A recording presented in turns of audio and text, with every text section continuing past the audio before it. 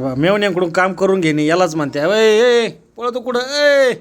जय श्रीराम मित्रांनो, मी तुमचा लाडका हर्षल. तुम्हाला सांगितलं होतं मागच्या व्हिडिओमध्ये आपल्याला जायचंय मोहिनीराजच्या यात्रेमध्ये. मामन त्यांनी पाळणे खेळण्यासाठी तिकीट काढले, पण आपण काही गेलो नाही पाळणा खेळायला. आपल्याला वाटती भीती, कारण मागच्या वर्षी पण मामन त्यांनी सगळे यात्रेत गेलो होतो. त्या मोठ्या पाळण्यात बसल्यामुळे ना मला सगळे 33 कोटी देव आठवले. त्याच्यामुळे हे बंद धंदे सगळे. तसं आहे ना, यात्रा लय मोठी भरती बरं का. एवढी भारी यात्रा मी आजपर्यंत पाहिली नव्हती कधी. तुम्हीच पहा बरं, हा पाळणा कसा घराघर बिंगो. तसाच एखादा वरून उडत गेला मग डायरेक्ट स्वर्गात जायचा ना तो.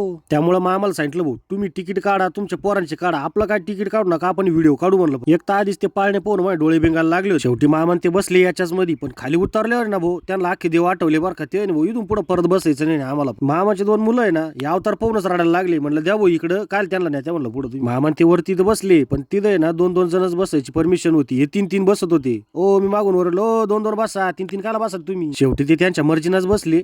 पण आता काय करावं आपण बी. ह्या पाळण्याचं तर विचारूच नका हो तुम्ही. 1970चा आहे का कधीचा आहे तो काही माहित नाही. तरी पण मामाचा एक मुलगा आणि एक मुलगी बसले हो त्याच्यामध्ये. काय डेअरिंग आहे म्हणलं भाऊ यांच्यात, बिन कामान धामाची. मामा ते पाळण्यातून जेच उतरून पळायला लागले. खाली का म्हणलं हाऊस या मग खाली, आता आपण याला घराकडे निघू म्हणलं आपण व्हिडिओ कशाची काढली ते नाव तर राहिलंच ना, मग त्याच्यामुळे ती नावाची पाठी पण घेऊन टाकली. मला म्हणलं मी पाळण्यात बसलो नाही, पण मला काहीतरी खाऊ पिवतं घाला. मामा चल तुला एकदम बेस्ट पान खाऊ घालतो. पान खाऊ घालायला घेऊन गेले मामा, पण इथं पाहिलं येतो सगळं फोडलं तोडलं. मामाला काय, मामाने अतिक्रमणामध्ये सगळं तोडून फोडून फेकून दिलं. दुकानवाला दादा तोडलं द्या म्हणे, पण आम्ही हिंमत नाही आणणार म्हणजे. आता अतिक्रमण काही इथलंच नाही तोडलेलं, फक्त अख्ख्या महाराष्ट्रात चालू. त्यामुळे दादांनो हिंमत हारू नका, परत नव्याने चालू व्हा तुम्ही.